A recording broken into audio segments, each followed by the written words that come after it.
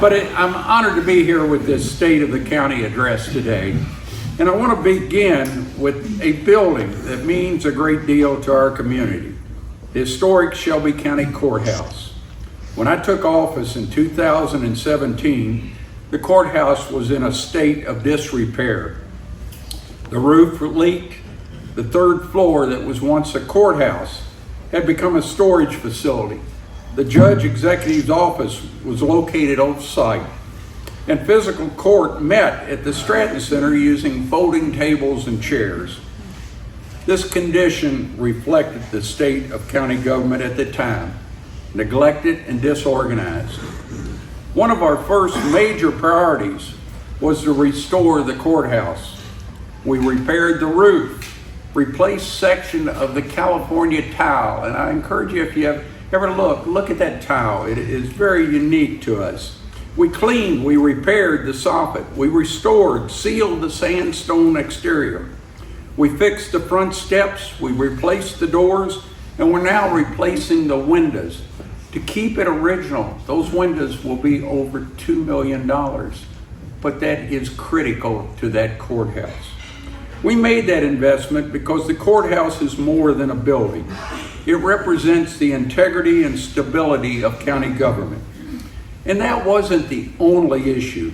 Our judicial center, only 18 years old, had an HVA system that was discontinued before it was even installed. It had not been properly maintained when we took office. Despite the constant challenges, finding parts for an outdated system, we've kept it running, but replacement is now in the forecast. These issues reflect what we inherited in 2017. Facilities that were not maintained, responsibilities that were ignored, and a lack of stewardship. It wasn't just the buildings. Our road department trucks were worn out. 911, the heartbeat of this community, was on the verge of bankruptcy. We would not be able to communicate with our first responders. We eliminated 15 take-home cars. We requested resignations from employees that were not meeting expectations and uncovered fraud that was within the judge's office. Prior audits had identified serious weaknesses in financial controls. Warnings that were ignored. Those failures led to the misappropriation of over $100,000 of taxpayers' funding. When I came in, I was told, well, she was a nice lady, we won't put her in jail. I met with the Commonwealth attorney and said, there's a new judge in town and she's going to jail. Since then, we have built our financial system from the ground up.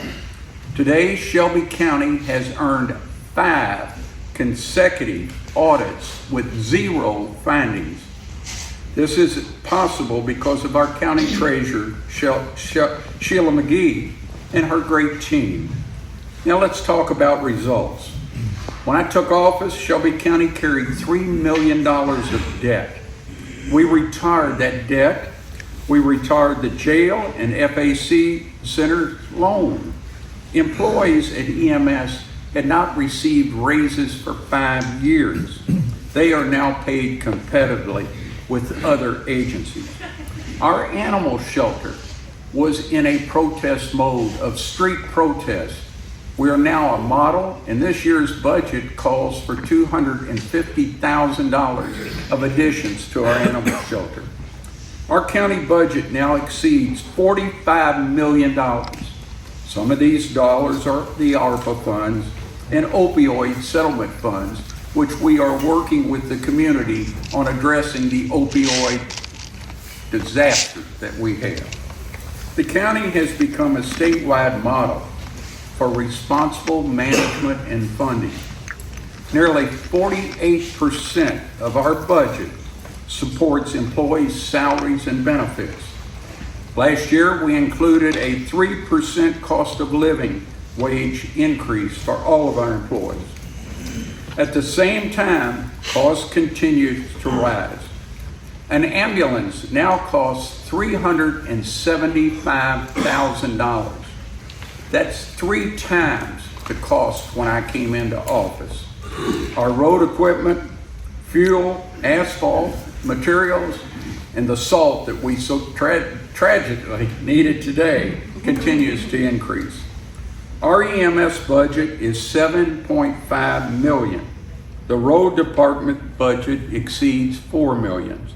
The jail operation is at $6 million, and we supplement that with $3 million. We're also investing responsibility in long overdue repairs to our county buildings, our parks, and our jail. Our jail is over 25 years old and has been neglected. Recently, we broke ground for a new emergency 911 dispatch and shelter. We will have a shelter for over 250 people below ground in the event that you're at the park and a tragedy happens. You will have somewhere to locate. Our EMA director, Chris Spalding, has been outstanding in finding a grant, $3 million of the grant, not a cost to you, the taxpayers. Despite inflation and rising operation expenses, Fiscal Court has lowered property taxes 4 times since I've been judge. And I hear it all the time. Well, my taxes keep going up. Yes, they do, because your property value goes up, and that's money in your pocket. It means a great deal to our community. Shelby County's economy remains strong. There are more than 1,000 jobs coming to Shelby County. When I came into office, 50% of this community left Shelby County every day to go find work somewhere else. That's not the case today. We cannot stop growth, but we can guide it. That requires leadership with experience, vision, and a willingness to make tough decisions. Someone who understands how Frankfurt works. I constantly work with Frankfurt. I was asked the other day, how in the world did you get the governor to give you a $180 million project for roads when you're a Republican? Well, you know, you can work together and get a lot done. And we do that every day with the sheriff, the county clerk, the jailers, the Chamber of Commerce, Mayor Ethington, Mayor Saller. We all work together to make this a better community. We can't build a fence and keep the outside out. We have to find a balance between our farmers and our industry. We will keep going forward to make this a better place and a place that you come and say, this is home. Thank you for allowing me to be your judge. It's been an honor. I will finish up this term in December.